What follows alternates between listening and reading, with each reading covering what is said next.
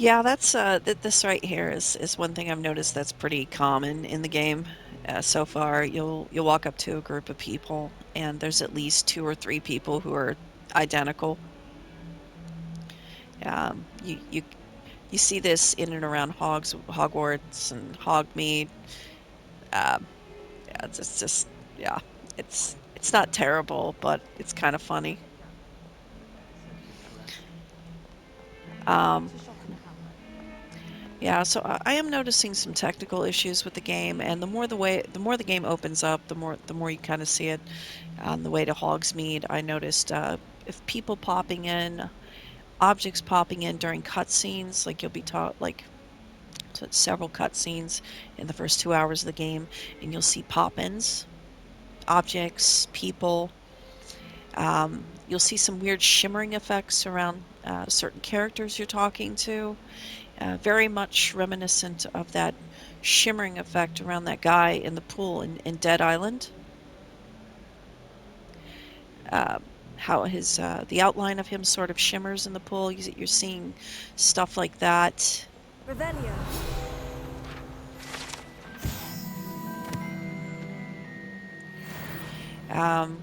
My biggest concern is the more the world opens up, the more you're going to see these weird pop-ins. I did notice like grass popping in. There was an incident down in Hogsmeade. I'm not going to say what it was.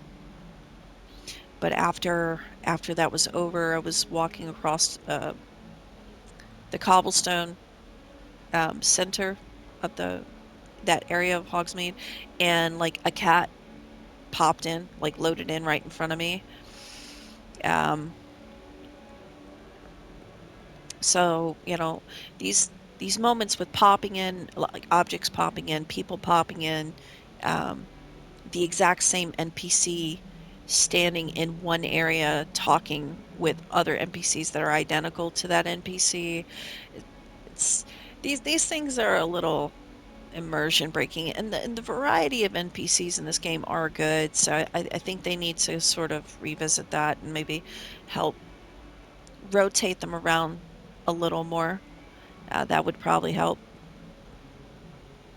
to where you're not walking up to a group of people and it's like the exact same woman or man or kid like copied three times talking to themselves, right?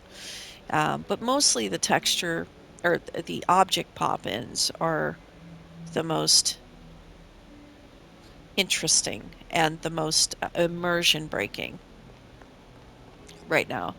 Might some kind soul help me? And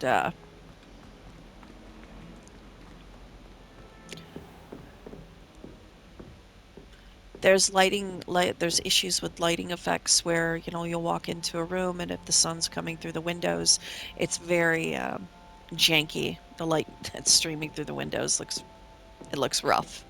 So yeah, these are not. I mean, these aren't game-breaking bugs at all, and I think that the game is really good despite all that. I do hope they take care of that sooner rather than later because that pop-in stuff is going to really it could really end up pulling you out of the experience more times than you care for it to, right? Um, I don't want to give a full-blown review right now because I've only played it for 3 hours. I will say that the combat in this game, it's interesting. It is a lot of fun, and I'm still learning the nuances of it. It feels like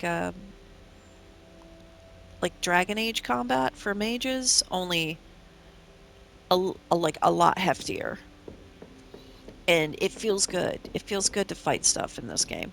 I'm looking forward to fighting more stuff. Right?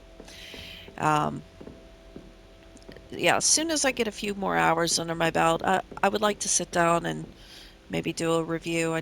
I need time to take notes, but I did want to do a video real quick to talk about the technical issues with the game as it currently stands. It is a beautiful game, but it's got some issues with objects popping in.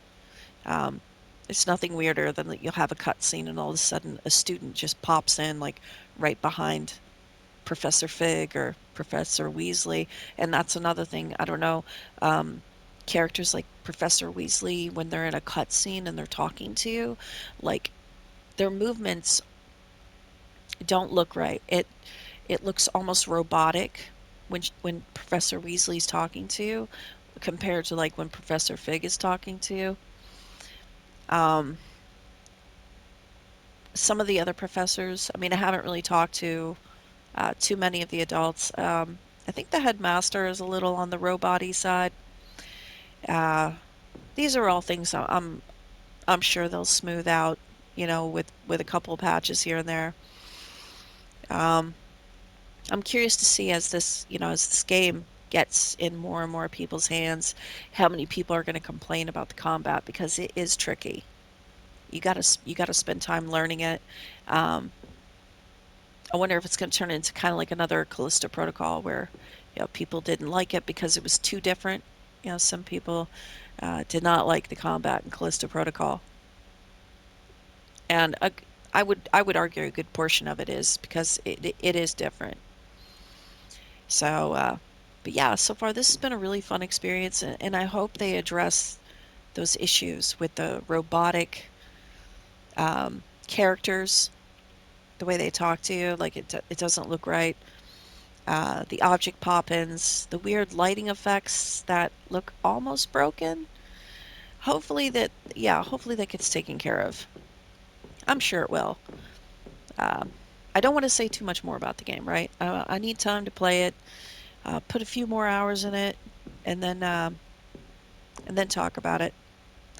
So, but I did. I wanted to throw a video out there discussing the technical issues. Like on a PS5, like there's a little bit of that lighting effect. It's starting to come into focus now. Yeah, that right there can, like, when the sunlight is hitting the floor, it gets a whole lot worse, right? It's that right there, only worse. So that's the way I can describe it. Anyway, I am going to get back to it. If you are playing Hogwarts Legacy, I hope you're having a blast with it. I know I am. But yeah, I just want to do a quick video about the technical issues that I've seen with the game. Pop in, pop in objects, pop in animations with the paintings as well. The closer you get to a painting, and then all of a sudden it just jumps into animation. That's a bit weird. Anyway, that's all I got for now. You all have a wonderful morning, afternoon, or evening, and I will catch you on the flip side.